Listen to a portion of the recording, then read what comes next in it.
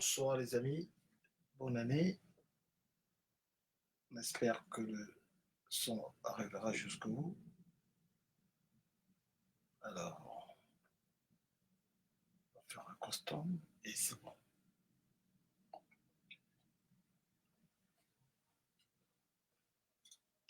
Alors les amis, vous êtes installés. Bonne année, encore une fois. On va saluer et accueillir comme d'habitude nos amis qui nous font l'amitié de venir chaque fois que nous sommes en ligne. Euh, L'infatigable Mano Crypto, euh, Toji Shell, non un peu compliqué, c'est vrai, la combinaison. Michel, voilà, Toji Michel. Joey Lord Jesus. Voilà, qui m'indique que le son est parfait. Donc on va avoir une bonne petite conversation. Afia San, voilà. Roger Twenty depuis Paris à Escabile. Alors les amis, vous dites qu'on s'est fait rare.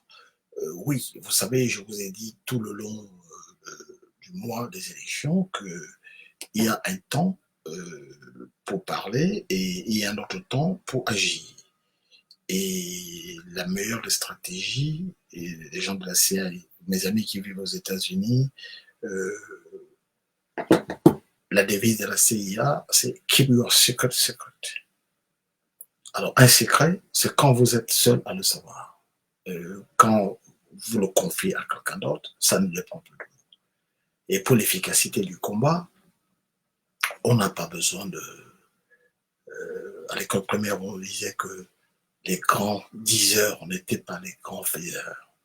Alors, donc, on essaye de faire cela. Mais nous recherchons l'efficacité. Ce n'est pas le show. Si c'est le show, on va faire autre chose.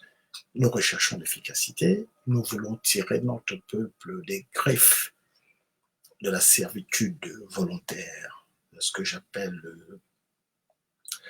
la néo-monarchie. Sans le nous, qui a confisqué notre pays.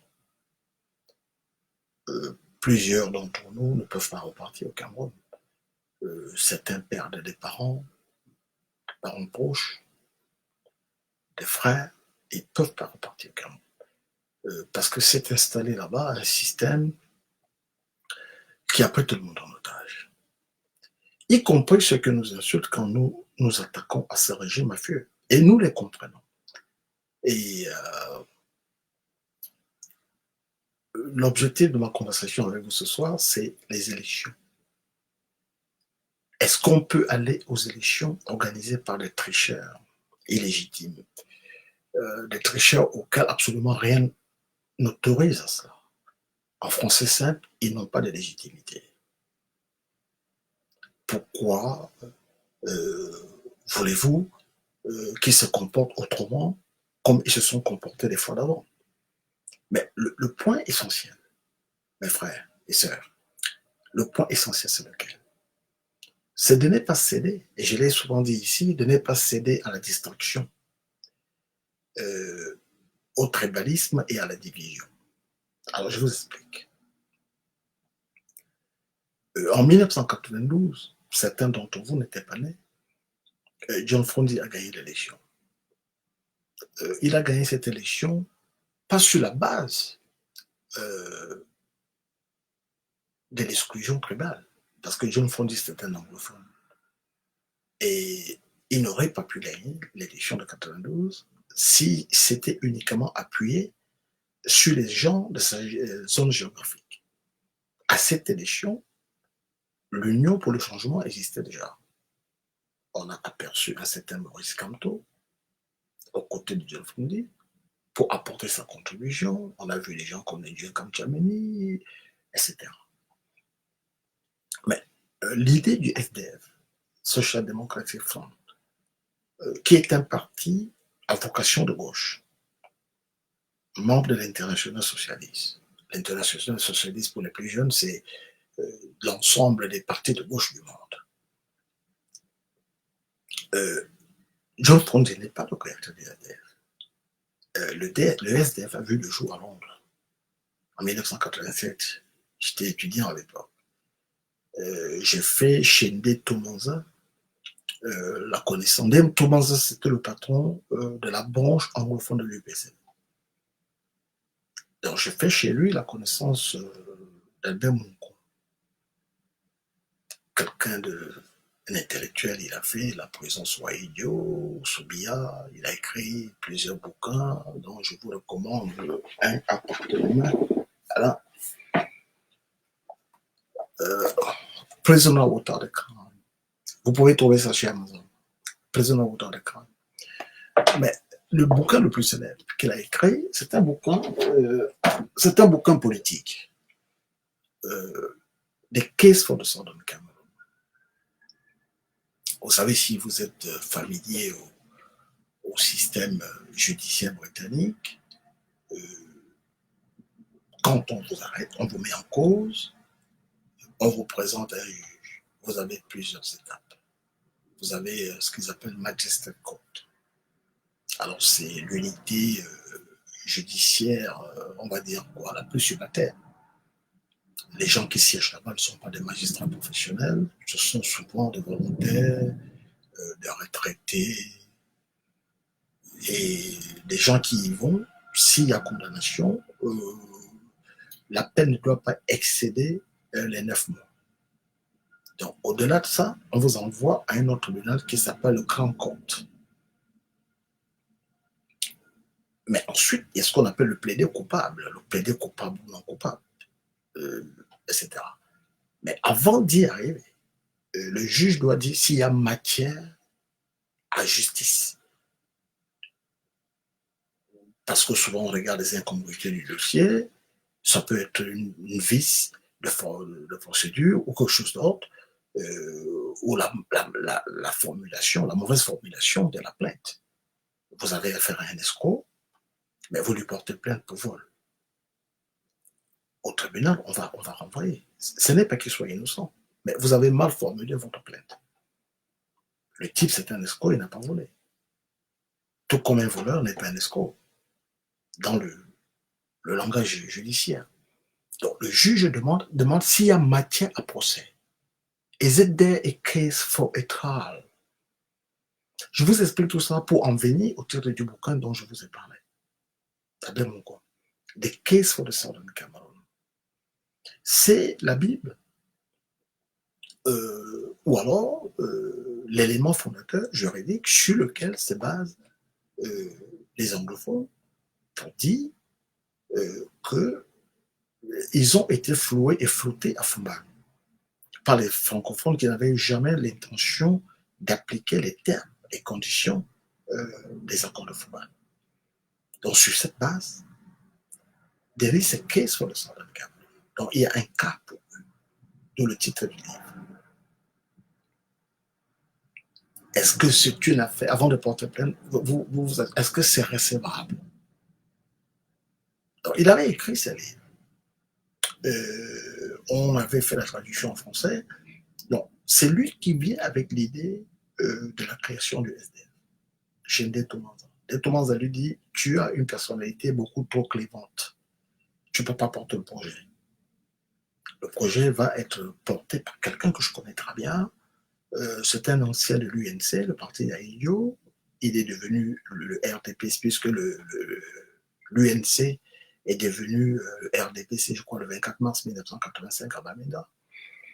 Et il a été battu lors d'une primaire interne par son cousin, un certain Achidi, qui sera Premier ministre. Donc nous allons jouer sur ce ressentiment et on va lui confier le SDF, le lancement du SDF. Donc, on va trouver là-dedans beaucoup d'hommes d'affaires d'Américains, des intellectuels venus de partout, pour changer et on verra ensuite. John Fundi a gagné l'élection. Si vous lisez Guy Pen, les mémoires de Guy Pen, vous pouvez les trouver sur Amazon. Guy Pen était le monsieur Afrique de l'Élysée sous François Mitterrand. Il raconte, il dit, on a envoyé des émissaires pour aller voir John Fundi, pour qu'il laisse la place à Bobabel le Magan. Ils ne sont pas du même parti. Hein. Parce que la France, pour les mêmes raisons qu'elle avait contraint Ahidjo à transformer le fédéralisme en parti unitaire, dans le projet d'assimiler les anglophones et de les transformer francophones. Idée initiale, souvenez-vous, les accords de Fouba. Les anglophones sont venus entre eux, faisant confiance à la parole des francophones. Et Ahidjo est venu ceinturé par des conseillers français. Si vous lisez Pierre Mesmer, les Blancs s'en vont, vous pouvez trouver ça sur Amazon également, il en fait l'aveu. Donc, De Gaulle, si vous lisez également les mémoires de Jean Faucard, De Gaulle dit à Ahidjo, mais pourquoi vous n'enseignez pas le français avec, à vos compatriotes anglophones? Si vous les laissez développer l'anglais, ça vous créera toujours des problèmes. Donc, le projet était celui-là, depuis le début. Donc, John Frundi a résisté, mais après il a cédé aux sirènes de l'argent. Vous lisez aussi Louis Toby, c'est le fils d'André Marie-Mina. Il a écrit un livre qui s'appelle Les années de Brest. Il raconte tout ça là-dedans par lui. Frundi a tenu. Il a subi ce qu'a subi Camteau. Rappelez-vous, Camteau, à un moment, sa maison a été encerclée, pas pour longtemps, comparativement à ce qui s'est passé chez Poutiroma, mais moins encore longtemps que ce qui s'est passé chez John Frundi. Sa maison a été encerclée, il était avec 400 de ses partisans dans des conditions hygiéniques absolument insupportables. C'est Bongo qui contacte Biya, Omar Bongo. Il lui dit, écoute, tu es en train de faire de la publicité à cet inconnu que je ne connaissais pas jusqu'à ce que tu le fasses encercler. Ma fille Pascaline me dit qu'elle le connaît bien. C'est un libraire sulfureux qui prend les livres des gens, il écrit, il change les choses et il leur vend. Donc un type comme ça, il aime l'argent. Donc on peut le calmer avec un Marocain. Un Marocain ici, c'est un portefeuille ministériel ou avec de l'argent. Biya lui dit, oui, mais tu me fais de la leçon. Et toi, chez toi, tu as quelqu'un, Pierre Mebondo, un opposant. Bongo lui dit, mais est-ce que tu as encore entendu parler de lui un jour? Biya lui demande, mais il est mort ou quoi? Il dit, mais non, il est là. Il a 60 millions de francs par mois. Il dispose de mon avion personnel, quand il veut aller à Paris, etc. Voilà, on a un deal, il ne dit pas du mal de moi. Donc, un gars comme ça, tu peux le calmer avec l'argent. C'est comme ça que Frundi va basculer. Si vous écoutez les confidences de mon ami Jean Capgemini, je l'appelle ami parce que dans une autre vie, nous avons piloté des projets de consultation économique ensemble. Si vous écoutez Jean Capgemini, qui avait des entrées chez des chefs d'État africains en Afrique de l'Ouest, il dit à Frundi, écoute, je peux faire du lobbying pour toi, je peux intéresser les gens à ta cause, et on va revendiquer la victoire. John Frundi lui dit, Massa, regarde mon nez. Il lui a dit, mais c'est pas comme ça. Donc, il est parti de l'opposant historique à l'affairiste que vous avez connu à la fin, et au complice objectif des Biya que vous avez connu vers la fin. Pourquoi est-ce que nous en voulons à Bouba Bello-Magari? Beaucoup de ces partisans nous ont écrit pour se plaindre du sort que nous lui faisons, notamment des joyeusetés que je lui consacre au long de mes articles. Mais les plus jeunes n'ont pas de mémoire parce qu'ils n'ont pas vu que cette époque où ils ne font pas l'effort de lire. Bouba Bello-Magari, c'est un traître. Et je vous avais dit ça ici. Moi, je suis du Nord, père et mère.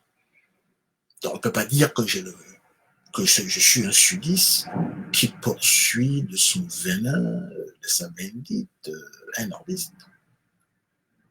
Bouba Bello-Magari, c'est, depuis le début, c'est l'infiltré de Paul Biya dans le gouvernement d'Amadou Ahidjo. Parce que certains vont se dire que Bouba Bello, il doit tout à Ahidjo, oui, il doit tout, mais c'était un homme de Biya depuis le début. c'est Biya qui le conseille d'aller à l'ENAM. Biya l'a repéré depuis très longtemps. C'est Biya qui va imposer Bouba Bello Magare comme Premier ministre. C'est pas Ahidjo, contrairement à ce que beaucoup pensent. Quand Ahidjo s'en va, il dit voilà, nous allons procéder au fameux équilibre régional. Lorsque Ahidjo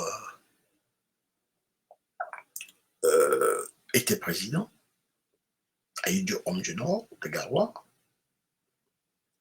à l'époque, le Nord n'était pas encore éclaté en 3 régions. Comme aujourd'hui, vous avez le Nord, vous avez l'extrême Nord, le Nord et l'Adamawa, chez moi. À l'époque, c'était la province du Nord, sans distinction. Chef-lieu Garoua, gouverneur, papa de mon ami Aboubakar Ousmane, c'était un super, une sorte de président bis. Donc, Ahidjo, homme du Nord, président de la République, Paul Biya, homme du Sud, Premier ministre. Samuel Eboa, il était du littoral, du Mungo, secrétaire général de la présidence, vice-secrétaire général de la présidence, Bouba Bello Magare, homme du Nord.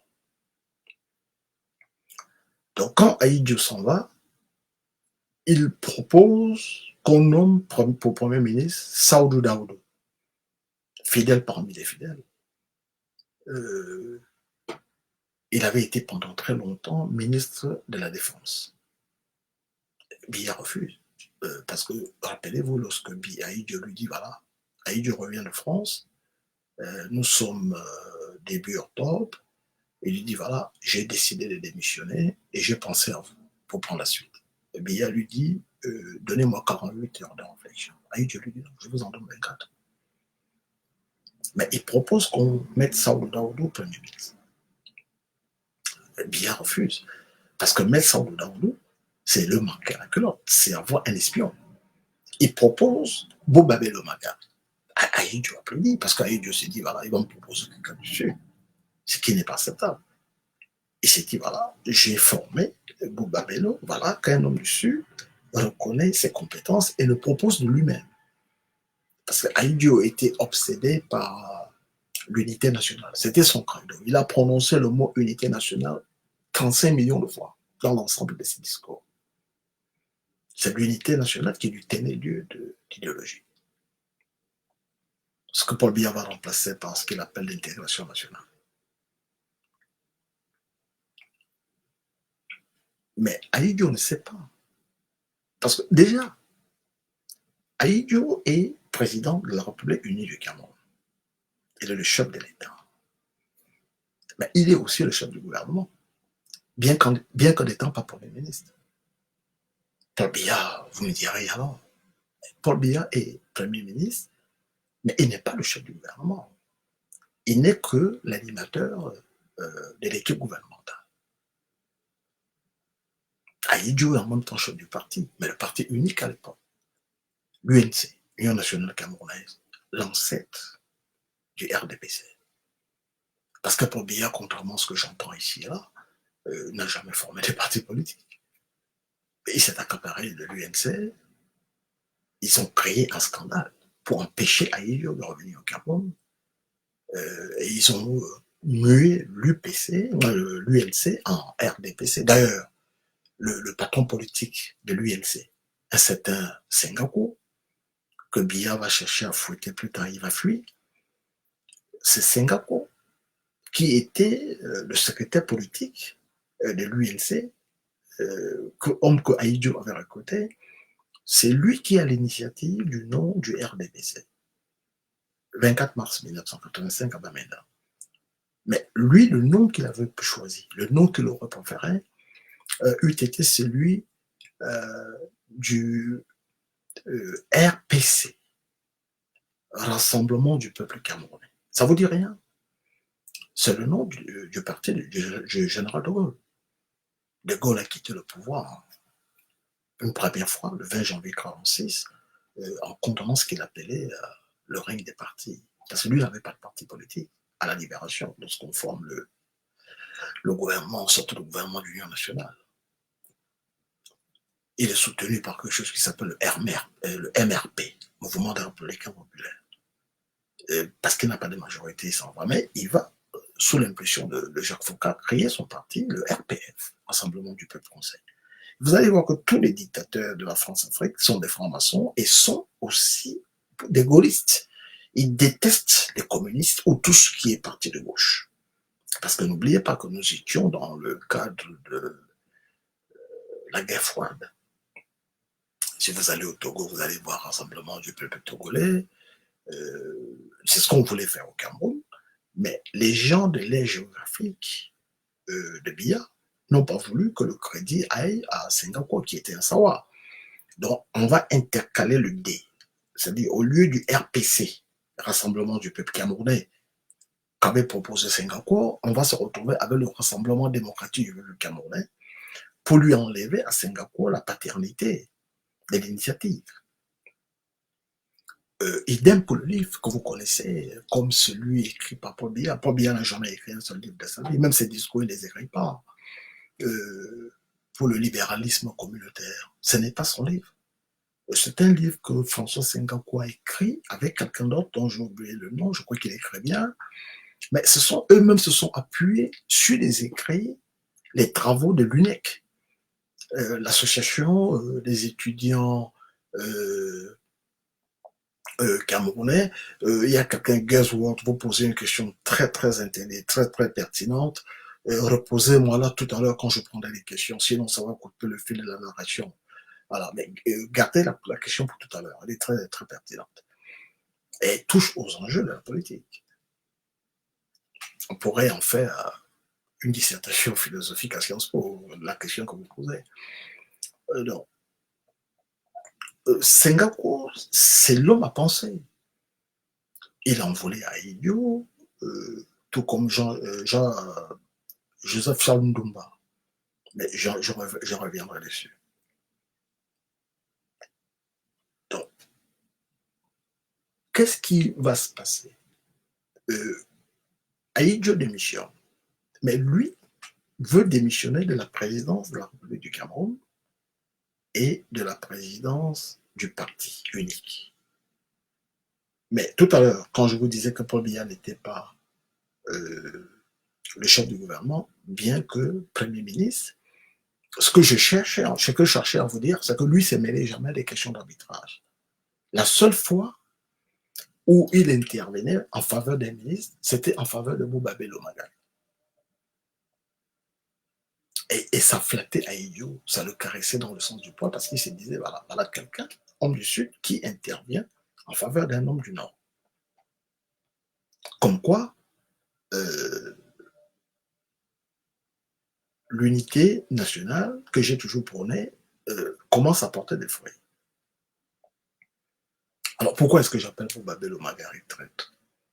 Depuis l'époque d'Ahidjo, c'est l'infiltré de Paul Biya dans le système Ahidjo. Vous demandez à beaucoup de nordistes honnêtes, ceux qui sont de ma génération, ils vont vous dire. Mais revenons-en à l'UNC. Donc, Ahidjo décide de démissionner. Biya lui dit, j'accepte à deux conditions. Premier ministre, Bouba Bello Magal. Deuxième condition, vous gardez la présidence du parti. Et moi, je suis président de la République.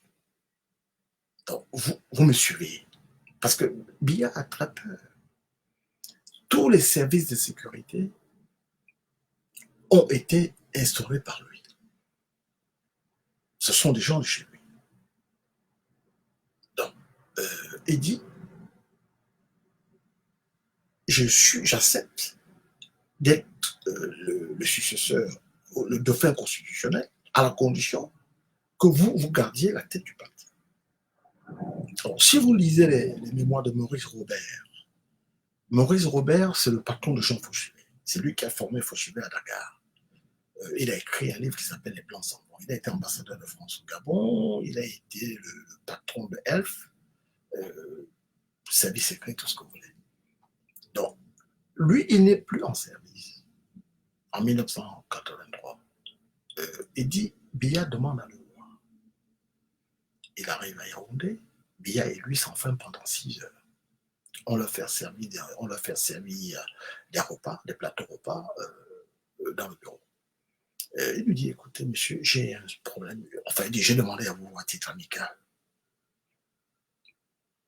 Et il lui dit on lui demande de faire débarquer Fauchivet.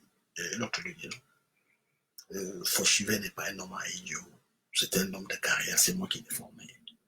Et il aurait beaucoup plus à gagner en restant loyal avec vous qu'en restant loyal avec Aïdio, s'il tentait quelque chose. Et puis, Aïdio Biya lui dit, mais j'ai un souci. Tous les services de sécurité ici ont été mis par mon prédécesseur. Boris Robert lui dit, il faut les doubler. Partout où il y a un caporal du Nord, vous mettez un caporal dessus. Partout où il y a un lieutenant du Nord, vous mettez un lieutenant dessus. En attendant que vous fassiez former des gens en Israël. Vous les doublez. En français facile, vous les marquez la culotte.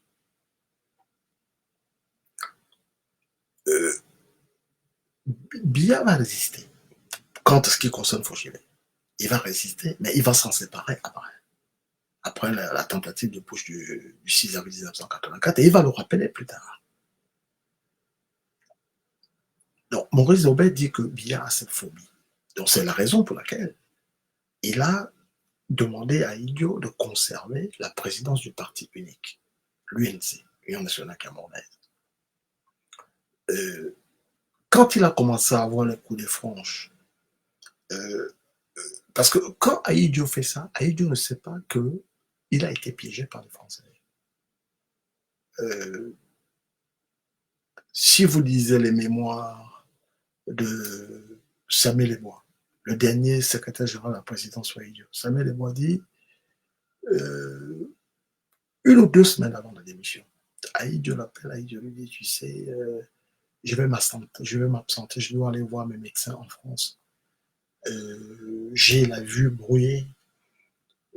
Aïdio aimait lire, il lisait un livre par jour. Il n'avait qu'une certificat d'études, mais il était très cultivé. Très, très cultivé. Et il avait une mémoire d'éléphant. Il lisait, il lisait les mémoires de son autre secrétaire général, le tout premier d'ailleurs, Christian Tobico. Il dit, Aïdio s'était imposé une discipline. Lis un livre entier par jour. Écoutez ses discours, écoutez ses interviews, la qualité du français, la sémantique qu'il emploie. Mais donc pour Aïdio ne plus pouvoir lire, c'était un problème. Il lui dit, écoute, j'arrive pas à finir une page. Après les repas, je vomis, j'ai des nausées.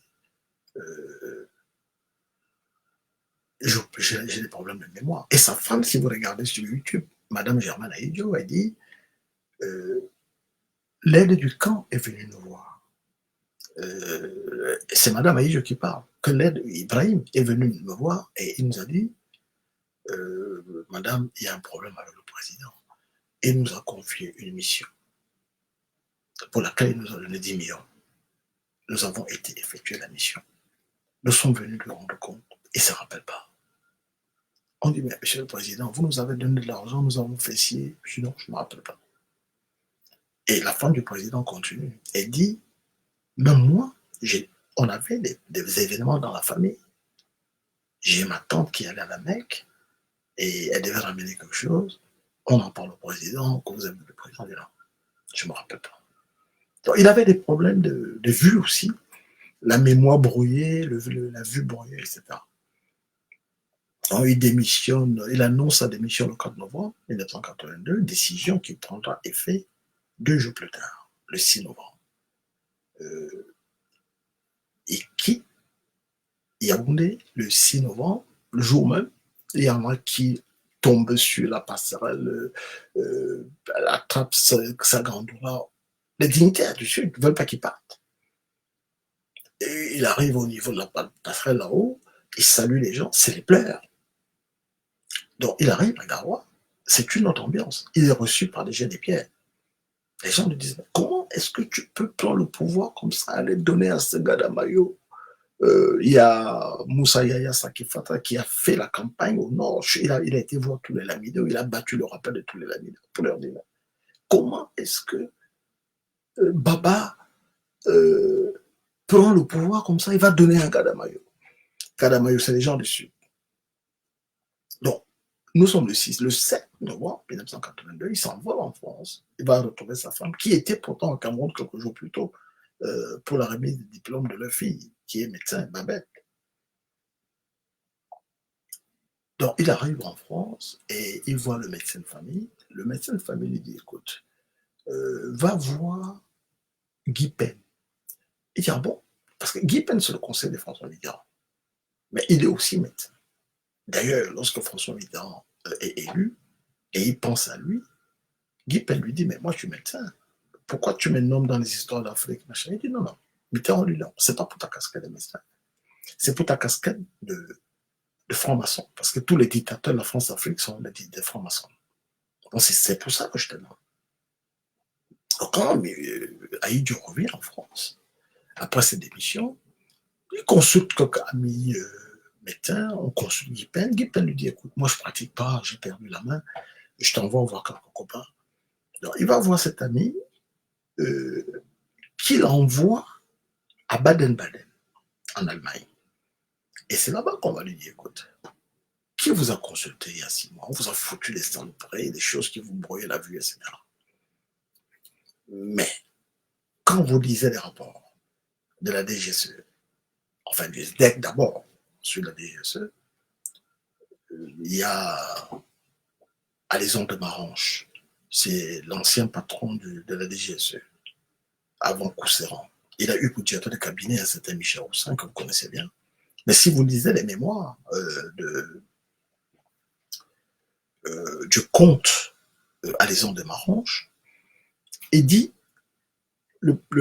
d'abord vous commencez avec ceux de Jacques Attali, mais on reviendra, restons avec Alaison de Marange. Il dit, Aïdjo va consulter un médecin français, proche des officines de l'Élysée. Ces derniers lui disent, écoute, vous n'avez qu'une semaine pour vivre. On ne peut rien faire. Mais quitte à mourir, il faut partir avec panache. Parce qu'ils avaient étudié à Idio. Si vous lisez dans Cameroun, j'espère que j'ai le bouquin ici, Cameroun, je vais le vous montrer. Je l'ai apporté là, mais comme je porte des oreilles, je vais quand même vous montrer.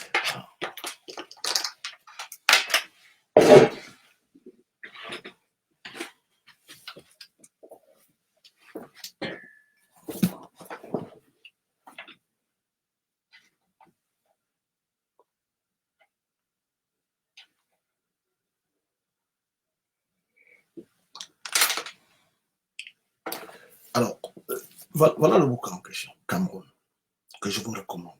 Cameroun avec K. Thomas Detombe, Manuel Doumek, Jacob Tatsitsta. Voilà. Vous tapez sur Amazon Cameroun avec K, vous allez trouver. Alors, dans ce livre, les ambassadeurs français qui sont venus au Cameroun, M. Ribérol, franchement c'est Francis Ribérol, ils font un rapport sur Aïdjo. Ils disent, M. Aïdjo, qui savait tout juste à peine lire et écrire, est devenu très vite ce que nous espérions qu'il deviendrait. Il se mêle de nos querelles, il lit nos journaux, et il est très passionné par ce qui se passe chez nous. Ce qui n'est pas faux, parce que des années plus tard, souvenez-vous lorsque Mitterrand est élu, au Fort Boigny veut voir quelqu'un. Dans les 24 heures, Mitterrand lui envoie Guy Pen avec un avion du GLAM. Il arrive et Oufouet il demande à Oufouet, mais pourquoi vous m'avez fait venir? Il dit, non, je voulais juste voir que si je veux, moi, au Fort Boigny, voir quelqu'un, on me l'enverrait. Et que les choses n'ont pas changé.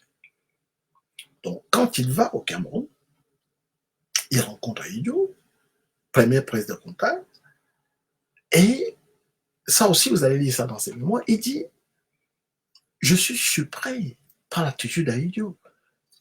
Il vient d'avoir en France une élection cantonale partielle. Même si vous vivez en France, une élection cantonale. C'est pas intéressant. Non, Aïdjo est au courant. Aïdjo lui fait l'analyse, on dirait un éditorialiste politique.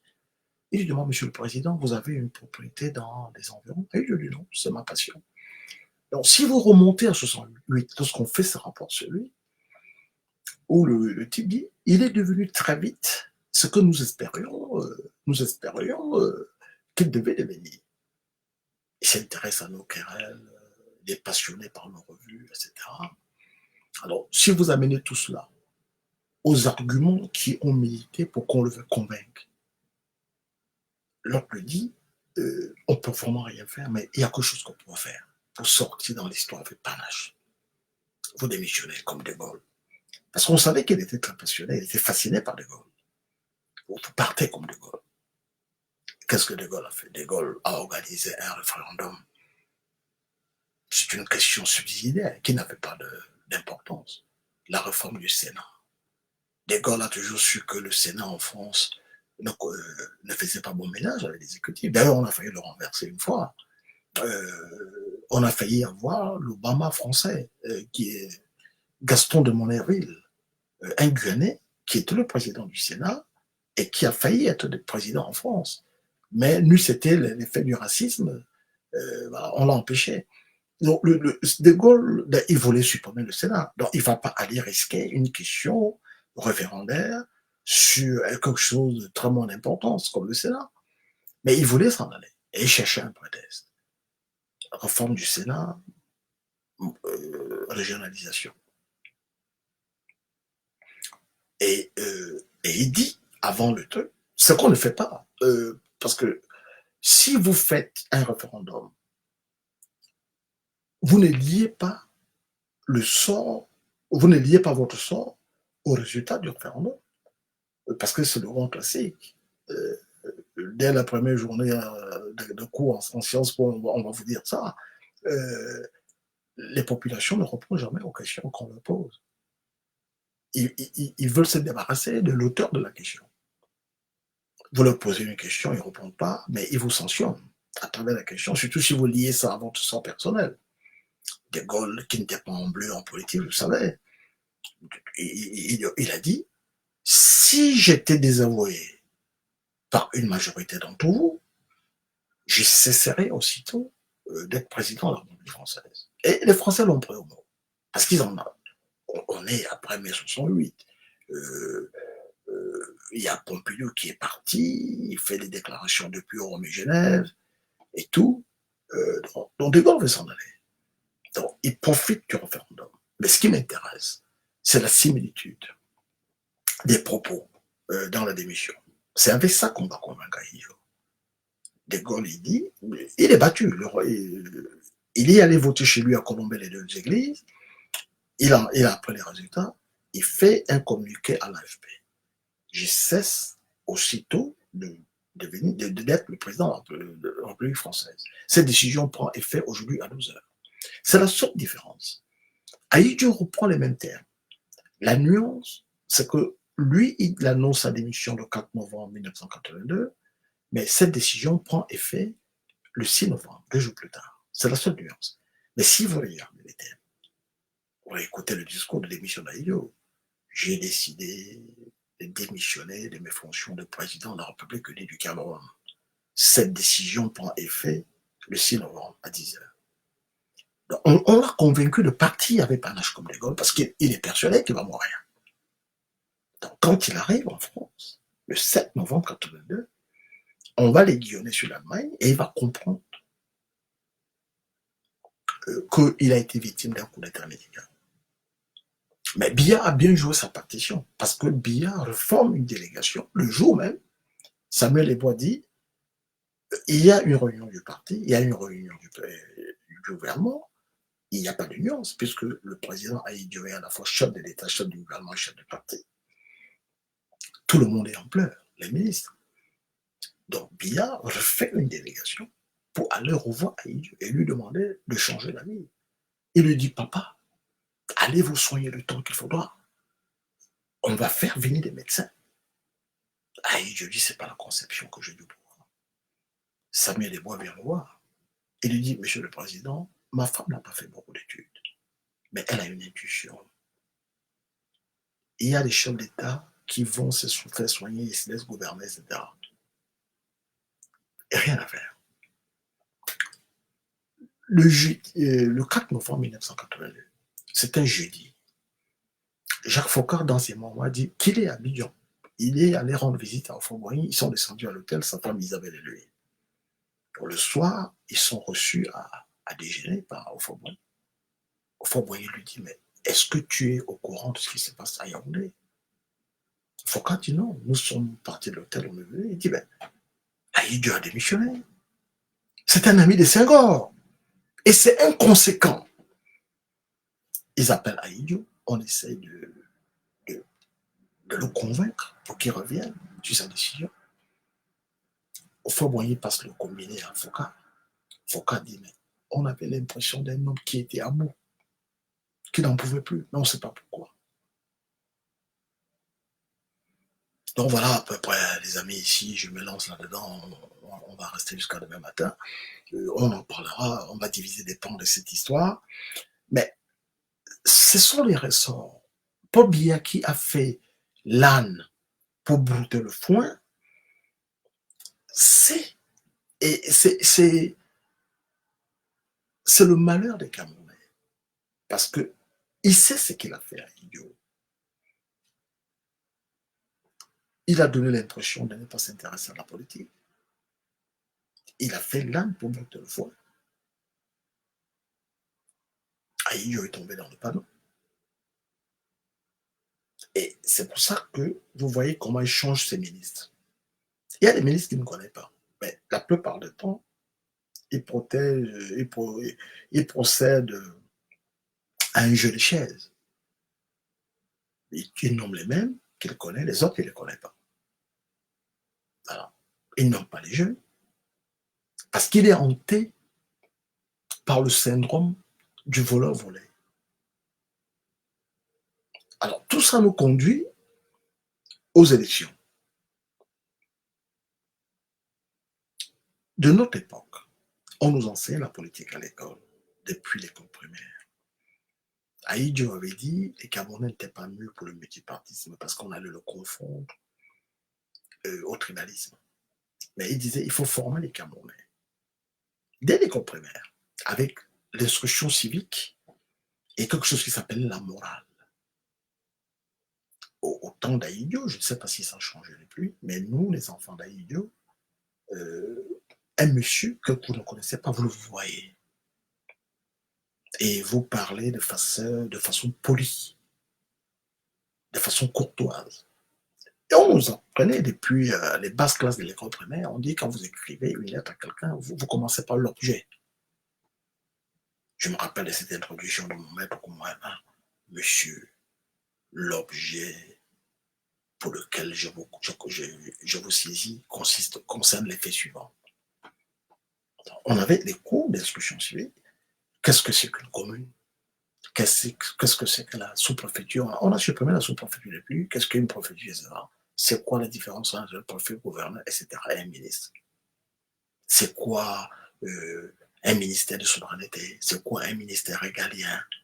Ça, c'est à l'école primaire. Ce sont nos cours d'instruction civique. Voilà. Donc, Ahidjo avait dit qu'il faut former, mais vous avez depuis. Nous, on a des neveux. Quelqu'un, il a la licence, il vous écrit, il ne fait pas la nuance entre le passé composé et l'infinitif.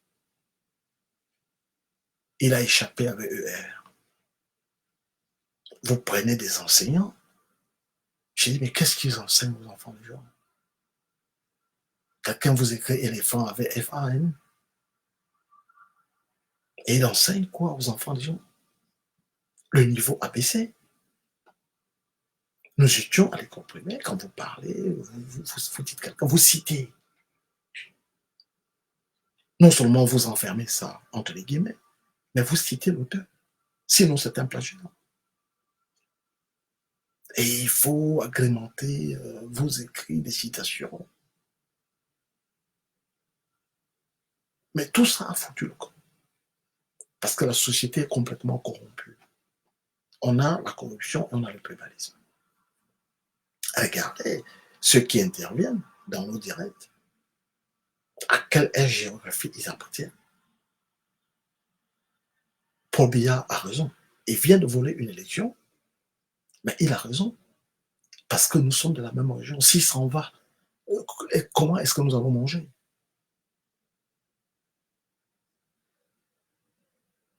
Mais oui, Manon Kreto, vous, vous écoutez les journalistes camerounais, hein, c'est de ça qu'il s'agit.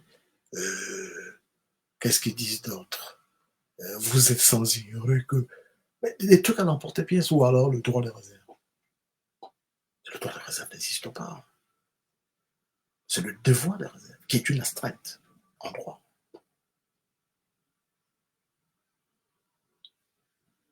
Donc, notre propos, si Chantal Biya demain matin, ou Ngongo, ou Atangandi, s'est levé et disait, nous rejoignons le peuple du changement. Nous avons fait des errements, l'erreur humaine, mais c'est persisté qui est diabolique. Mais moi, je les suivrai. Parce que le problème, c'est notre pays. Ce n'est pas une question de personne. Alors, vous dites, vous allez aux élections. Vous allez aux élections organisées par qui? Monsieur Biya n'est plus le président du Cameroun depuis le 12 octobre 2025. Il a été battu. Pas par Issa Chiroma.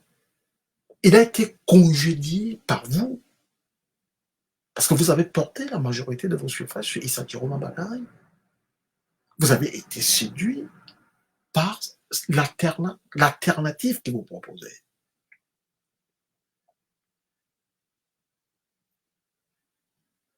Je vous ai dit, notre credo, la bienveillance.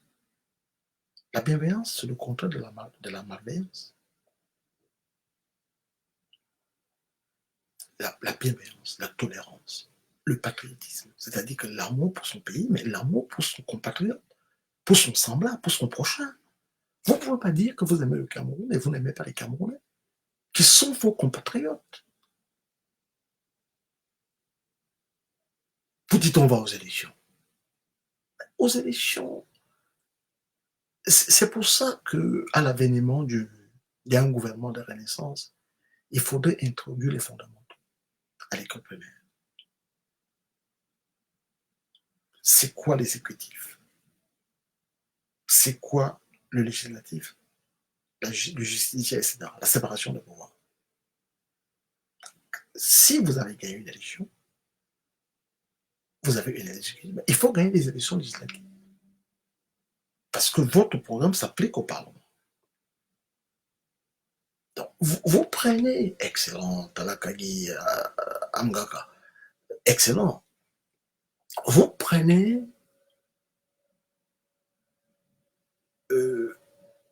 un parti politique. Il a un programme.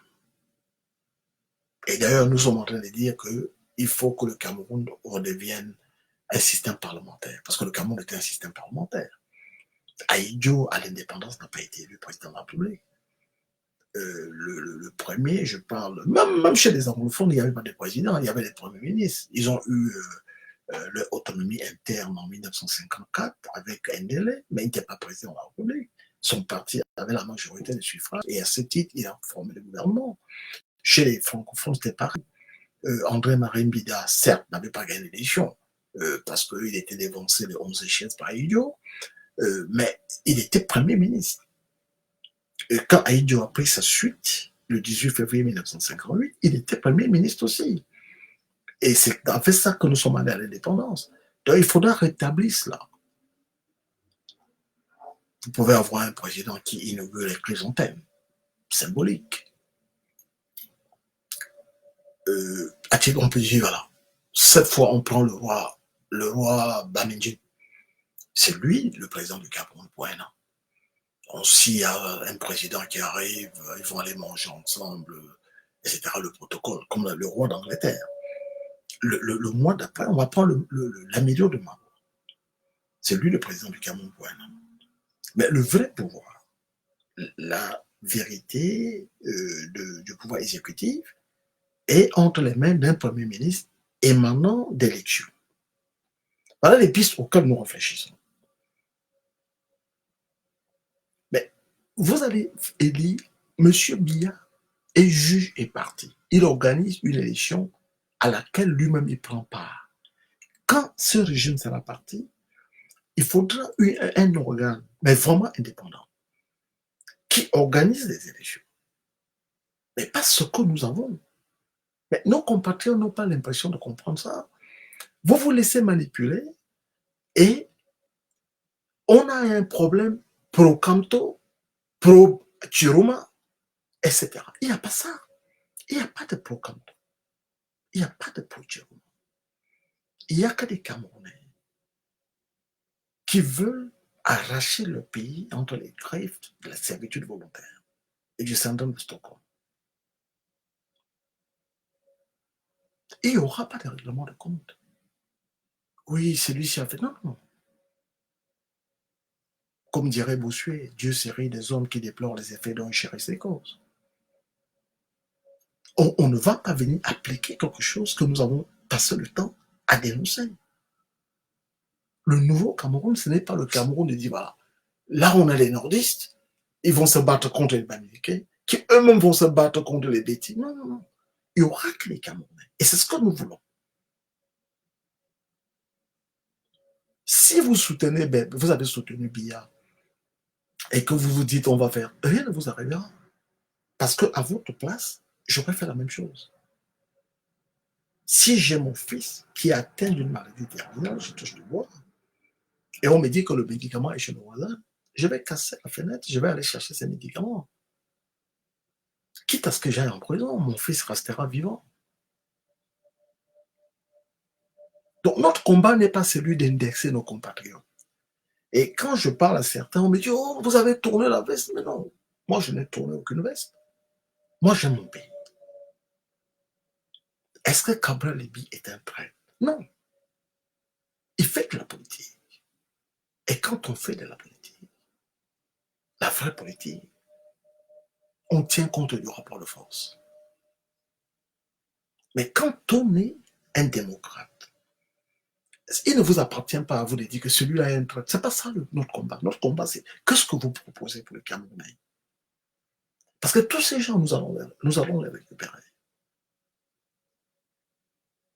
Mais par l'exemple, les Anglais disent behavior breeds behavior. People will behave towards you the exact way you behave toward them. Quelqu'un ne va pas vous dire bonjour et vous lui dites allez vous faire faute. Donc, au lieu de nous attaquer à des individualités, oh Samuel Eto'o c'est un traître, Cabral Libi c'est un traître, vous allez composer le Cameroun avec qui? C'est quoi notre problème? Notre problème, c'est que ils nous ont volé une élection. Nous voulons récupérer cette élection pour tous les Camerounais. Il n'y a pas de pro-Biya, il n'y a pas de pro-Canto, il n'y a pas de pro-Chiroma. Il n'y a que les Camerounais qui veulent récupérer le pays pour montrer au monde entier ce dont ils sont capables quand on les laisse travailler, sans tribalisme, sans corruption. Mais bienveillance. Avec la bienveillance. C'est l'amour pour les uns et les autres, les bonnes dispositions pour vos compatriotes. Si vous ne le faites pas, c'est François Mitterrand qui disait au sujet du racisme, mais moi j'interpose ça au niveau du tribalisme. Si nous, chacun d'entre nous, nous ne faisons pas l'effort de dominer nos préjugés, parce que nous sommes des humains, mais si nous ne faisons pas l'effort de dominer nos préjugés, une seule règle va s'imposer à nous. Le tribalisme, c'est la guerre. Parce que si vous n'aimez pas quelqu'un, parce qu'il est né dans une tribu dans laquelle il n'a pas choisi de naître, il va se défendre. Mais nous ne voulons pas d'un pays comme ça. Je ne sais pas si vous avez... Moi, j'ai vécu dans des pays où il y a eu la guerre civile. c'est pas beau à voir. Donc, les Camerounais n'ont pas intérêt à se détester. Nous disons, il n'y a pas d'élection. Si vous voulez aller aux élections, allez aux élections, mais c'est un contresens. Aller aux élections organisées par quelqu'un qui est un tricheur d'élection, c'est de facto lui accorder une légitimité qu'il n'a pas. Les anthropologues ont l'habitude, une métaphore. On ne discute pas des restes des cuisines avec les anthropophages ou avec les cannibales. Un anthropophage, il mange la chair humaine. Vous n'êtes pas anthropophage et vous allez discuter des recettes avec lui. Pendant que vous lui parlez du caviar, du foie gras, il va vous parler de la cuisse. Il dit que lui, il aime la nuque des humains ou des bébés. Il va vous parler de la mendication, la consommation des organes humains. Donc, on ne discute pas rester de cuisine avec un anthropophage. On ne va pas aux élections avec les tricheurs. Un tricheur, c'est un tricheur. Tricheur un jour, tricheur toujours. Notre combat n'est pas celui d'aller aux élections. Nous sortons d'élections. Nous n'allons pas aller à d'autres élections. Les mêmes causes reproduisent inexorablement les mêmes effets. Les Camerounais doivent se donner la main, pas pour faire la guerre civile, mais pour rétablir l'ordre institutionnel qui a été interrompu. Paul Biya est allé chercher un mafieux qui est à la retraite, de surcroît militant de son parti, pour légitimer sa foi de mourir au pouvoir. La présidence de la République est devenue une EHPAD. Il a transformé ça en une maison de retraite. Et nous le veillons jusqu'à ça. Pendant que les autres nations sont en train de se préparer pour les temps qui viennent, nous sommes en train de suivre un vieillard vers la tombe. Si Dieu me fait grâce, dans 30 ans, j'aurai à peu près l'âge qu'a Paul Biya aujourd'hui. Qu'est-ce que je peux apprendre aux gens à cet âge-là? Chateaubriand disait pour être de son pays, il faut être de son temps. Dans 30 ans, j'aurai affaire aux enfants qui connaissent une autre technologie. Nous sommes venus du monde de la radio. De mon époque au Cameroun, il n'y avait pas de télévision, il y avait la radio. Et j'ai gardé l'habitude, je suis un homme de radio plus que de télévision. J'ai un iPhone qui ne me sert qu'à téléphoner et à recevoir des appels. C'est ma fille l'autre jour qui est étonnée que je n'arrive pas à me servir convenablement. Alors, il y a des enfants parmi vous qui m'écoutent qui n'étaient pas nés quand Dieu a quitté le pouvoir. Il y a des enfants parmi vous qui n'ont jamais vu Roger Mila jouer. Quand nous leur parlons de ça, c'est des fables. Ça ne les intéresse pas. Ce n'est pas leur époque. Et on leur en fait pas grief. Alors, je vais y arriver. Vous faites des choses et à un moment, il faut laisser la place aux autres. Et ceux qui nous appellent pour dire qu'on va mourir en Asie, mais nous, on ne fait pas ça pour nous. On fait ça pour la nouvelle génération. C'est que Christian Pendecoca qui disait c'est injuste et irresponsable de passer aux générations futures les combats qui sont nous de notre époque. C'est un acte de lâcheté. C'est ce que nous faisons. On ne s'attend pas que demain on sera ministre, on sera ceci. Pas du tout. Nous sommes des passeurs de relais aux jeunes générations. Et ceux qui n'ont jamais connu que Biya, qui n'ont jamais quitté le Cameroun, nous vous disons qu'un Cameroun meilleur est possible. Il est à votre portée. Vous aussi avez le droit de connaître l'opulence, comme d'autres pays. Votre pays n'est pas n'importe quel pays, le Cameroun. C'est un grand pays. Il a la malchance d'avoir à sa tête des incompétents, des prévaricateurs de la fortune publique, des gens qui n'aiment pas le pays. Parce que quand on aime son pays, on le fait pas comme ça.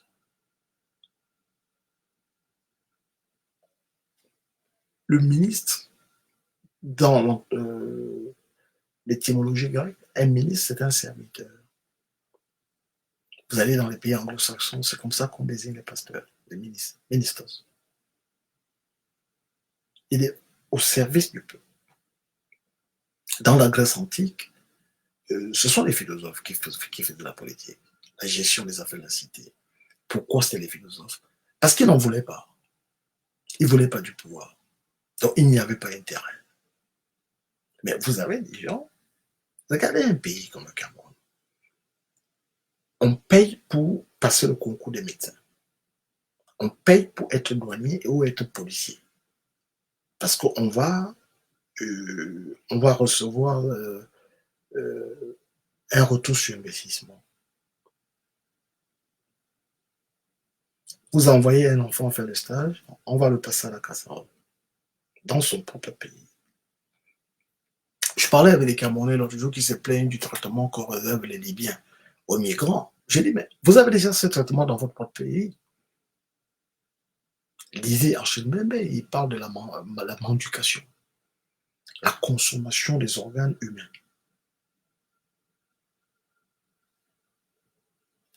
Le père Angèle Benvin, 23 avril 1995, retrouvé mort, le crâne ouvert, le cerveau manque à l'appel. Jacques Famine Dongo a lancé les enchères. Ça s'est négocié. C'est pour ça que Biya ne veut pas quitter le pouvoir. Jeanne Irène, c'était sa femme, mais c'était notre première dame. Les Camerounais ont le droit de savoir qui l'a tuée. De quoi est-ce qu'elle est morte? Peut-être qu'elle est morte naturellement, mais les Camerounais ont le droit de savoir. De quoi est mort Anis Ekane? Qui a confisqué son extracteur d'oxygène? Les Camerounais veulent savoir.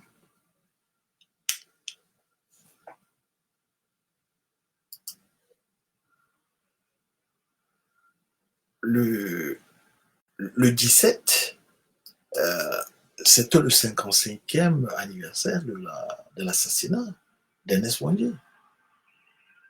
Chaque année, je fais un direct pour cela, mais cette année, j'étais pas sur mes bases.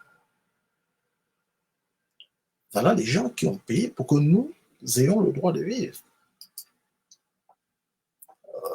Roland Félix Moumier, empoisonné à Genève, novembre 1960. Est-ce qu'on enseigne cette histoire dans nos écoles? Qu'est-ce qu'un Camerounais a foutu de savoir que Clovis, le roi païen des Français, a été baptisé à Reims et qu'il a été consacré? Qu'est-ce que ça apporte à un Camerounais de savoir que c'est Charlemagne qui a inventé l'école? Mais il ne s'est pas voulu montrer le cliché de Moumi ou de Lumumba, il sait pas qui c'est. Le développement d'un pays commence par l'école, avec la transmission du relais aux plus jeunes.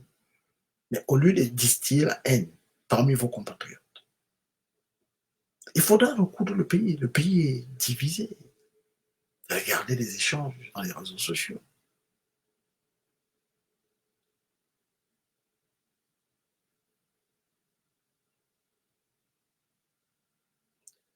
Alice me parlait de dégager. Ça c'est secondaire. Ce n'est pas avec la mairie qu'on gouverne un pays. Tout le monde sait que le Cameroun, c'est pour ça que tout à l'heure j'ai parlé de néo-monarchie. Néo en latin, ça veut dire nouveau. Euh, le Cameroun est une monarchie sans le nom. Ce sont des combats périphériques. Ça nous distrait. On ne peut pas faire des politiques au Cameroun tant que Paul Biya est là.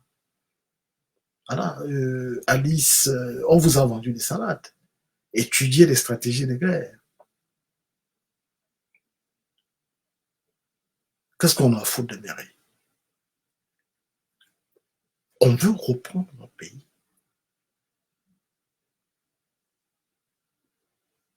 pour faire des choses normalement. Donc, il n'y a pas d'élection sous Biya. On ne fait pas de politique tant que Paul Biya est là. Notre projet, c'est qu'il s'en aille. lui et sa clique. C'est pas qu'on nous mette, nous, non. Que les choses se fassent. On a des jeunes. Vous avez vu les jeunes mères. Et il faudrait des femmes. Dans le Cameroun nouveau, il faudrait que les femmes s'impliquent. Votre rôle n'est pas de Bayam Salam. Vous avez vu cette femme qui a tenu tête au sous-préfet pendant l'événement. Nous lui avons écrit. Il faudra qu'elle fasse de la politique. Parce qu'elle a posé un acte de résistance. On aura besoin de femmes comme ça. Ce sont les femmes qui tiennent les maisons, qui tiennent les familles. C'est une façon de faire de la politique. Il faudrait qu'elle soit impliquée, pas avec ses conneries. Monsieur Biya va partir, vous allez organiser des élections, pas pour nous de la diaspora. Pour les plus jeunes, même en diaspora, il y a des jeunes, mais de façon inclusive. On ne peut rien faire. Le projet que nous avons, dans l'immédiat, qui a gagné l'élection du 12 octobre 2025? On ne pose pas la question actuellement à Tanzanie. Les Camerounais ont répondu de la plus belle manière. Ils ont empêché Kanto, croyant que l'affaire était dans le sac. Jérôme est venu, a surgi de leurs entrailles. Les Camerounais qui sont très intelligents, ils ont dit, voilà, nous allons vous apprendre à vivre. Les états-majors des partis ont commencé la sorcellerie. Les enfants ont dit, voilà, nous, on n'a pas besoin de vous. On a mis les gens à leur place. À Boubabel au Magari, on a donné 2%. La place qui est la sienne, c'est-à-dire les chiottes et les égouts de l'histoire, pour ne pas dire poubelle. On l'a mis là. Ses amis disent, oh, il ne parle plus. Mais qu'est-ce qu'il a à dire? On lui a montré ce qu'il vaut. On l'a mis à sa place. Et nous disons au peuple camerounais, vous avez fait un excellent travail, vous nous avez impressionnés. Le soir du 12, je pleurais devant mon ordinateur. J'ai dit, mais ce peuple est intelligent. On vous a traité de tous les noms, mais mon Dieu, vous nous avez donné une leçon mais magnifique en défendant vos droits. J'ai vu les garçons gifler les gens corrompus de l'écart. Je n'avais pas pensé vivre pour voir ça. Mais maintenant, vous voulez aller aux élections. Pour faire quoi? Finissons le travail. Reprenez votre pays. Ne vous laissez pas manipuler, oui, on va faire ceci, oui, les gens de Campton n'aiment pas les gens de Chiroma, les gens de... Ça, ce sont des conneries, ça. C'est pas ce qui nous intéresse. Ce qui nous intéresse, c'est que dès la chute de ce régime, les écoliers camerounais, à partir des l'école primaire, soient dotés d'ordinateurs autonomes. Qu'un étudiant camerounais n'ait pas à aller apprendre ses leçons sous les poteaux électriques. Que les Camerounais bénéficient de la gratuité de l'énergie. Je ne dis pas l'énergie moins chère comme certains de mes amis. Je dis bien la gratuité de l'énergie. La gratuité d'eau.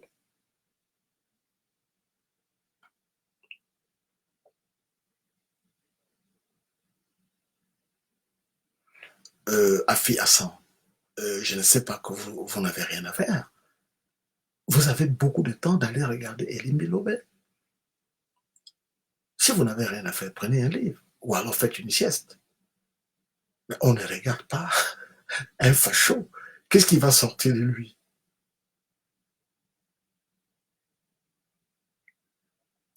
Alors, quelqu'un dit des choses.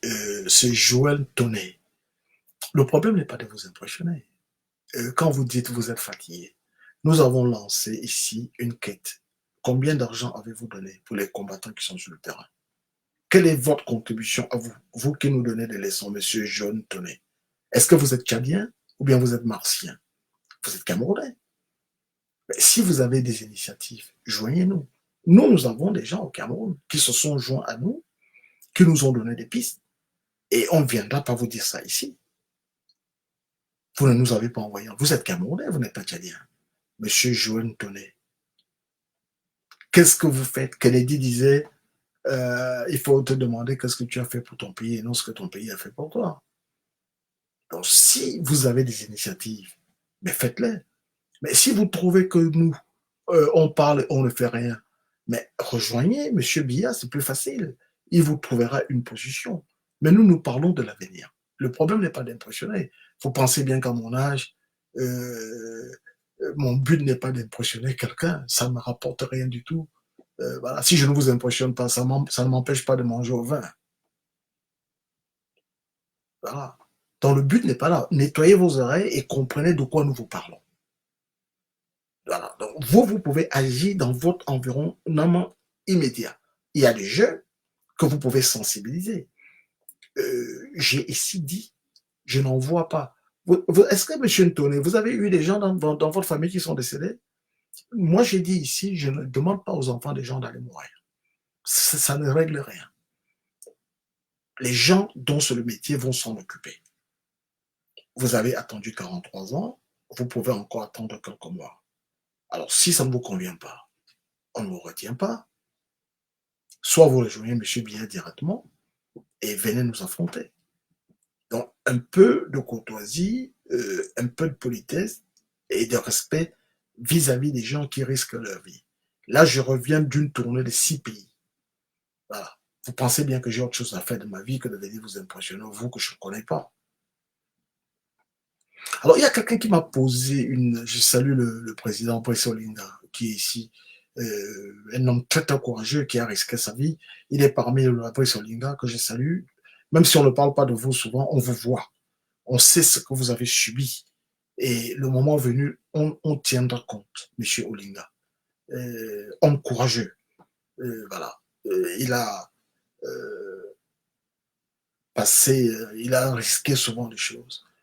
Non, M. Brice Olinga, personne n'a le monopole de ce combat. Vous-même, vous jouez des rôles.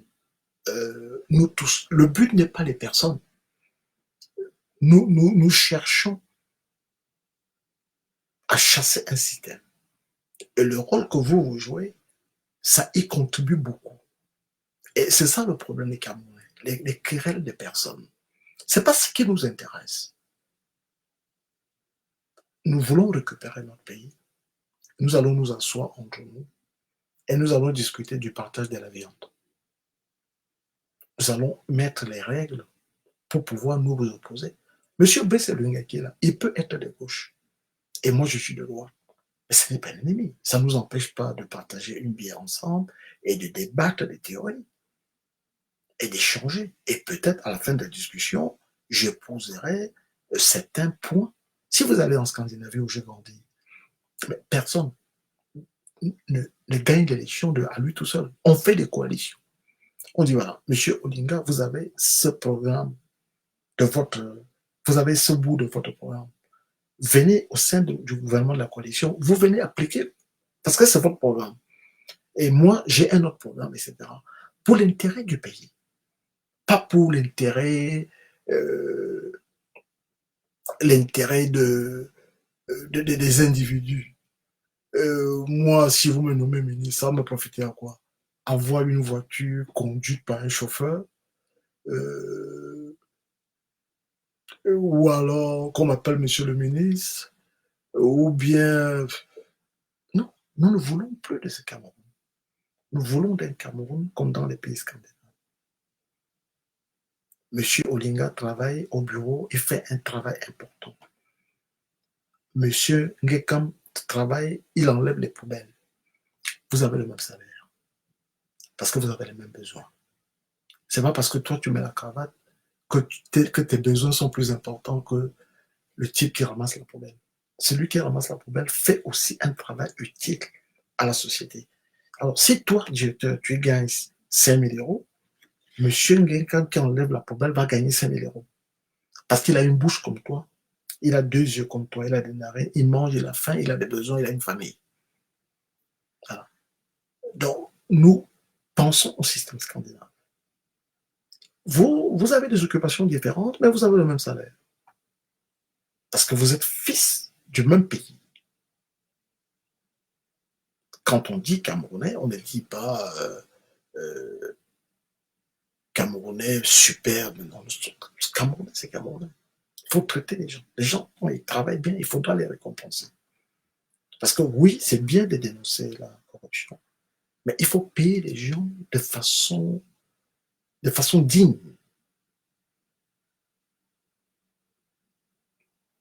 Ben oui, voilà ce que me dit le frère Luc Thierry Denis. Organiser les élections, euh, euh, un dictateur qui organise les élections, mais c'est comme si vous confiez le sort de votre trésor à un cambrioleur. Un violeur qui il a violé tout le village et vous lui confiez la garde des enfants. On se demande que souvent nos compatriotes, on leur a injecté ceux qui opposent Chiroma et Kamto. Formez-vous en politique. S'il n'y avait pas eu Kamto, il n'y aurait pas eu Chiroma. Je me suis engueulé ici avec vous, rappelez-vous, avant l'élection. Vous me disiez non, Kamto, Kamto ne va pas venir en public dire qu'il supporte Chiroma. On va lui faire ce qu'on lui a fait au Manidem. Mais c'est une complémentarité et une continuité. Mais si vous comprenez le français, Jérôme a dit, je suis un candidat de transmission. Qu'est-ce qu'on appelle transmission en français? Je suis un candidat de transmission et de passation. Regardez le dictionnaire. Vous voulez qu'on vous parle dans vos dialectes ou quoi? Mais vous trouvez quand même le moyen. Oh, Chiroma, comme. Mais non, c'est pas ça le combat du peuple camerounais. Demain, Chiroma et Kanto ne seront plus là. Au même titre que Tekobia. Le Cameroun fait quoi? Le Cameroun s'arrête. Vous les jeunes, vous faites comment? Si on vous dit que Chiroma n'est plus là, Kanto n'est pas là, vous allez vous pendre, la vie s'arrête. Ils sont là. Mais il ne faut pas jeter la pierre. Il faut respecter les gens. Kanto, il a fait des choses. Et il va continuer à les faire. Parce qu'il est Camerounais. Et il dispose de ses droits civiques. Mais est-ce que ça disqualifie Chiroma? Non. Chiroma, il a fait sa part. Continuons dans cette dynamique. Procédons à la division du travail. Disait The World of Nations. Adam Smith, c'est la richesse des nations. Là, on parle de la division du travail. Chiroma n'est pas un magicien. Il a fait ce qu'il a fait. Avec votre aide. Il a eu la majorité des suffrages. Mais on n'a rien pris à Chiroma. On ne lui a rien volé. C'est votre victoire qu'on a volée. On vous a dit non, non, non, vous avez mal dit. Vous n'avez pas. Chez les anglophones, on n'a pas voté pour Chiroma. C'est Biya qu'on a voté pour le récompenser. À l'ouest, on n'a pas voté Chiroma. Non, c'est Biya. On vous dit que non, vous votez mal. Donc, c'est votre victoire qu'ils ont confisquée, pas celle de Chiroma. Chiroma, il n'a qu'une voix, la sienne. Mais les voix dont il se prévaut sont les vôtres. Vous n'avez pas fini de faire cela. Vous allez vous donner. Est-ce que vous voyez la lisibilité des choses, la lecture que fait la communauté internationale? Vous allez aux élections, ceux qui vont y aller, on va vous donner des trucs ridicules, un peu d'huile de sardine pour vous discréditer. Si je suis l'avocat de Biya, qu'est-ce que je vais dire à l'international? Je vais dire, mais il y a eu des élections. Il y a des partis qui ont pris part à ces élections. C'est la preuve que notre candidat n'est pas intelligent. C'est un démocrate. Maintenant, ils ont perdu et ils crient à la fraude. Parce que vous n'allez pas gagner. Vous rêvez en bleu. C'est quoi le rôle du Parlement? Est-ce que vous êtes conscient que si l'opposition, s'il y avait des élections véritablement libres au Cameroun et que l'opposition a la majorité absolue au Parlement, mais M. Biya perd le pouvoir. Il serait en cohabitation, parce que nous avons décalé notre constitution sur le modèle de la constitution française. Il serait euh, euh, mis en minorité. Les lois se font au Parlement. Je vous rappelle que Biya, c'est un juriste. Il a fait sciences politiques, mais il est juriste de formation. Donc, il sait à quoi il joue. Je ne sais pas si vous savez jouer au billard. Le billard à 3 bandes. Quand il tape une boule là, il sait les répercussions. Et vous, vous allez dans le piège. Vous commencez à rêver. What are you talking about equitability? Are you talking about accountability? Is that what you mean, Mimilo? Que je salue même, je n'ai pas vu depuis. Donc, tu ne peux pas prendre un gouvernement de quelqu'un qui a perdu l'élection. Il ne faut pas dire une chose et son contraire. Est-ce que Biya a l'élection de tous autres? Vous me répondez non, majoritairement. Mais qu'est-ce qui l'autorise à organiser une autre élection? Il n'en a pas qualité. Ce qu'on attend de lui, c'est qu'il reconnaisse sa défaite, qu'il concède sa défaite et qu'il vide le plancher. Ça ne le concerne plus. Donc, quand vous commencez même à débattre de ça, vous, vous lui accordez. On ne doit pas débattre de ça. Tant que M. Biya est là, on ne fait pas de politique au Cameroun. Nous avons un problème, c'est qu'il parte. Et nous lui accordons des égards dus à son âge, à ses fonctions. Il a quand même passé 63 ans dans les arcanes du pouvoir. 20 ans, de 62 à 82, où il a occupé des postes éminents jusqu'à celui de Premier ministre à partir de 75, et de 82 et de président, 43 plus 20, ça fait 63 ans qu'il est là. Donc c'est un serviteur de l'État. Donc on lui accorde certains avantages qu'il a se reposer. Mais s'il ne veut pas de ça, c'est pas parce qu'il ne veut pas qu'on va dire que c'est pas. On va lui opposer un rapport de force. Parce qu'il y a un monsieur là, étonné, qui parlait tout à l'heure. Oui, ça fait. Vous savez, vous pensez que on chasse une dictature de 43 ans, une dictature endurcie, avec l'huile de vinaigre? Vous vous asseyez chez vous et vous dites, oh, ça dure. Mais qu'est-ce que vous avez fait? On a l'impression qu'il y a des femmes qui contribuent à ce combat. On lance une cagnotte, vous ne donnez rien, mais vous vous asseyez quand même pour estimer que voilà, ça traîne, quoi. Quand vous allez dans un restaurant, vous commandez du riz et ça traîne. Voilà, on dit, mais monsieur, on veut manger vite pour rentrer au bureau.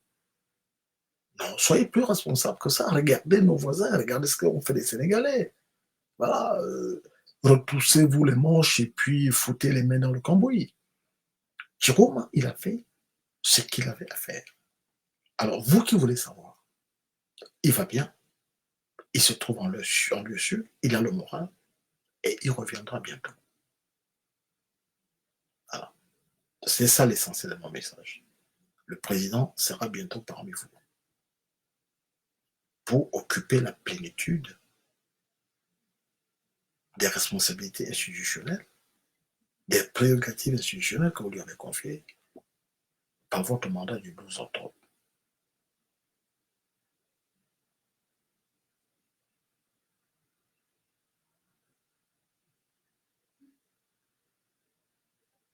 Excellent, Gerwart, excellent.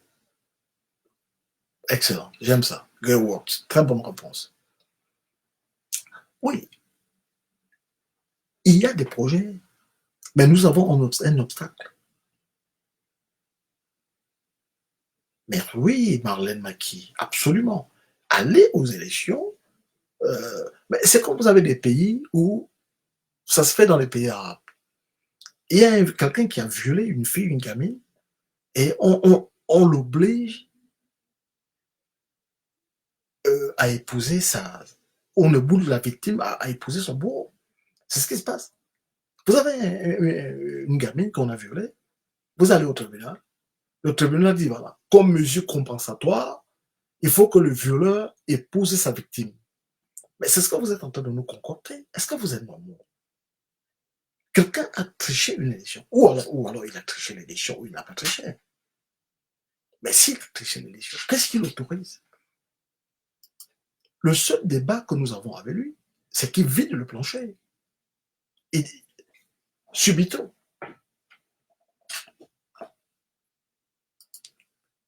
qu'il vide le plancher. Alors, quelqu'un m'a posé une question tout à l'heure. Si la personne qui a posé la question est là, je prends la question. Donc, reposez-moi la question, je vais répondre, et s'il y a d'autres questions, je prends.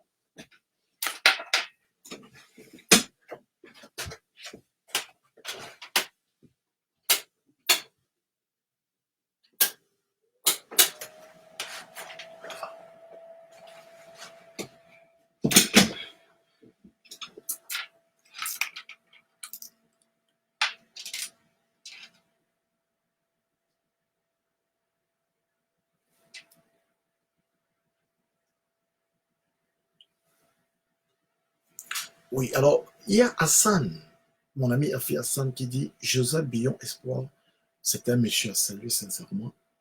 Oui, c'est l'avenir. Joseph Billon Espoir, c'est l'avenir. Voilà. Donc, au lieu de parler des vieilles badènes, ça, c'est l'avenir du Cameroun. Et vous allez voir comment des visages de ce type vont surgir de partout. Des gens comme l'espoir, vous allez en avoir. Vous allez en avoir. Voilà. Lorsque les Camerounais auront la capacité de faire des choses sans obstacle. Absolument sans obstacle. Donc, je suis heureux que vous le citiez, parce que c'est quelqu'un pour lequel j'ai beaucoup d'admiration, tout jeune qu'il est. Donc, vous voyez qu'il y a des jeunes qui sont conscients. Comme disait l'autre, il y a des jeunes cons et... Alors, je vais répondre à mon ami Djokouche que je n'ai pas vu et que j'accueille.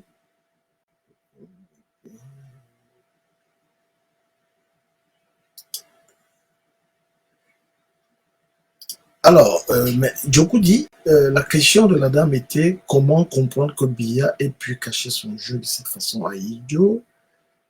Pourtant, les deux appartenaient à des ordres initiatiques. Comment Aïdio n'a pas pu? Aïdio n'était pas franc-maçon. D'abord, première réponse, les deux, Biya a bien caché son jeu. Je vous ai dit tout à l'heure qu'il a fait l'âne pour bouter le foin, mais il pensait, il laissait entendre que le pouvoir ne l'intéressait pas. Et Aïdjo est tombé dans le panneau. Mais Aïdjo est tombé dans le panneau pourquoi? Parce qu'à l'époque, les Goulous ne faisaient pas 2% de la population du Cameroun. Ensuite, Aïdjo aimait les minorités et il aimait les gens discrets.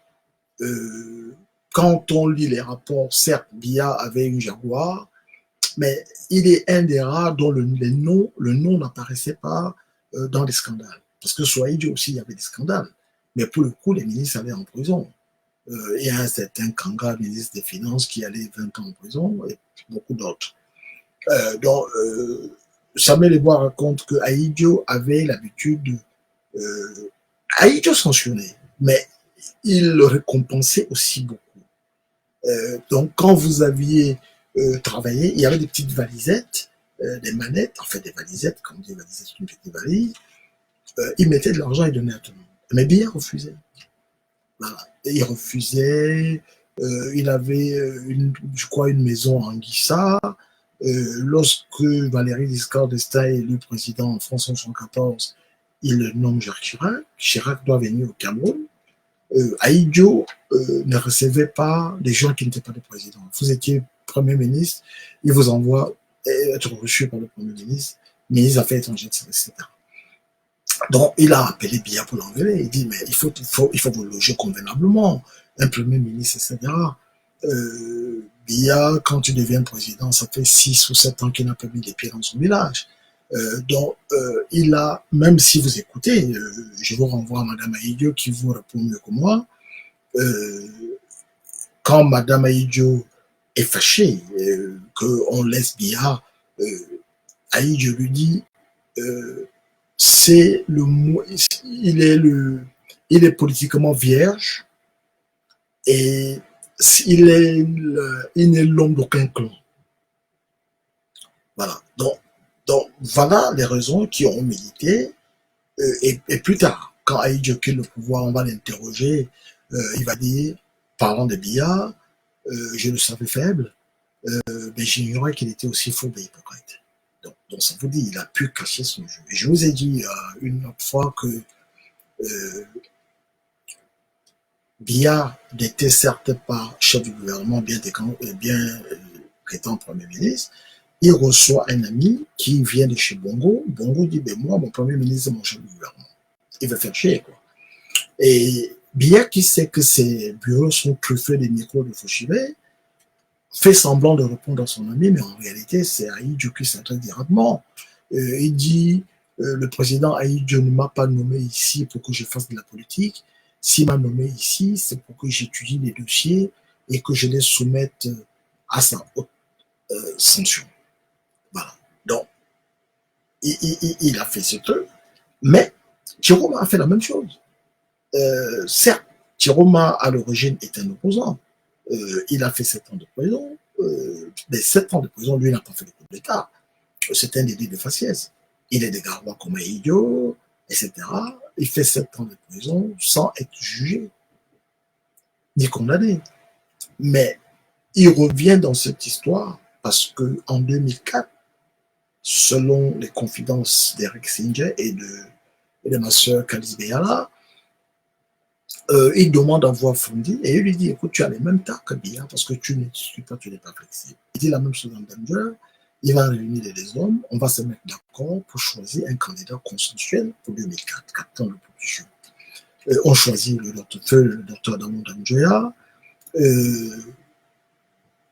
Fondi dit, comme c'est pas moi que vous avez choisi, parce que j'ai pour moi le fait d'avoir gagné l'élection en 92. Donc moi, je suis aussi candidat de mon côté. Là-dessus, Chiroma pique une colère. Il dit, mais prenant Eric Shinji à témoin, ce n'est pas avec des gens comme ça qu'on va changer le Cameroun. Donc si c'est comme ça, moi je vais à la source. Mais qu'est-ce qu'il fait? Ceux des analphabètes politiques, qui n'ont pas de visibilité de sa trajectoire, qu'est-ce qu'il fait? Il fait ce qu'on appelle l'entrisme. L'entrisme. Chez les musulmans, on appelle ça la taquilla. Mais je vais vous montrer un graphique. C'est-à-dire, il va à l'intérieur. On ne peut pas combattre un adversaire qu'on ne connaît pas, avec qui on n'a pas vécu. Mais on ne combat pas un adversaire dont le rapport de force est supérieur au autre. Donc, Chiroma n'est pas allé dans le gouvernement parce que c'était un opportuniste. C'était un moyen de les endormir. Il aura fait ce que Biya a fait à Aïdjo. Alors, je vais vous expliquer ce qui se passe. Alors, vous avez sur cette carte ce qu'on appelle le Sarki, ou le roi, ou le Lamido. Et tout en bas, vous avez le Chiroma. Vous l'appelez Chiroma, en réalité, c'est Siroma. C'est l'héritier. Alors, tout en bas de lui, il a les Galadima, il a les Wadiri, et il y a les Madaki. Il peut même avoir les Magadji aussi. Donc, alors, pourquoi est-ce que je vous parle de ça? Quelqu'un comme Chiroma, qui n'est allé à l'école de Blanc qu'à partir de l'âge de 16 ans, sait qu'il a une destinée. Mais pour cela, il faut se donner les moyens. C'était de la politique à l'ancienne. Il ne faut pas confondre cela avec le manichéisme, c'est-à-dire que d'un côté, il y a les gens qui sont bien et de l'autre côté, il y a les gens qui sont mauvais. Ce n'est pas une affaire de morale ou d'éthique. C'est Jean-Paul Sartre qui disait que tous les moyens sont bons pourvu qu'ils soient efficaces.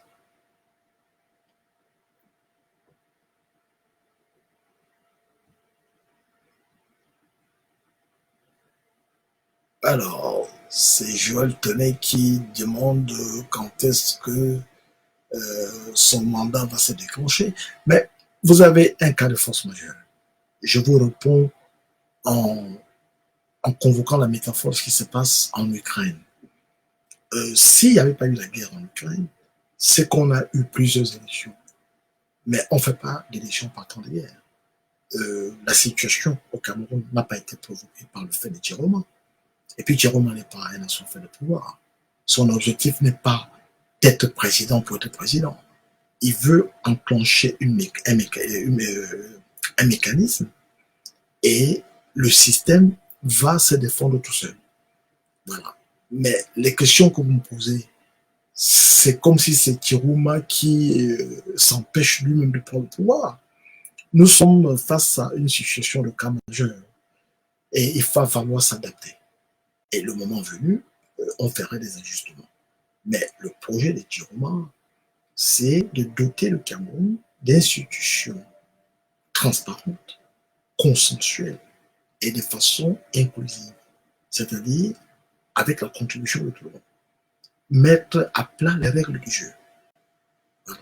Ce n'est pas pour qu'on l'adule qu'il soit une espèce d'idole. Non, le projet, c'est de remettre la maison Cameroun en état de marche. Que le camion puisse se conduire seul. Voilà. Donc, ça ne dépend pas de lui. Ça dépend de vous, si vous êtes du bord du changement. Et en ce moment, les questions de durée, ça s'adapte. Mais là, nous sommes euh, dans un cas majeur, dans une situation exceptionnelle. Alors les amis, je constate qu'il n'y a plus de questions. Je vous remercie infiniment, mais je rassure ceux qui s'inquiètent du silence. Vous comprenez très bien que ce n'est pas sur la place publique qu'on vient développer les stratégies de conquête. Mais le président sera là bientôt. Il sera parmi vous. Et ensuite, on commencera la grande œuvre de la reconstruction du Cameroun. Avec tout le monde. Sans exclusion. Sans considération périphérie, tribale, etc. Merci et bonsoir.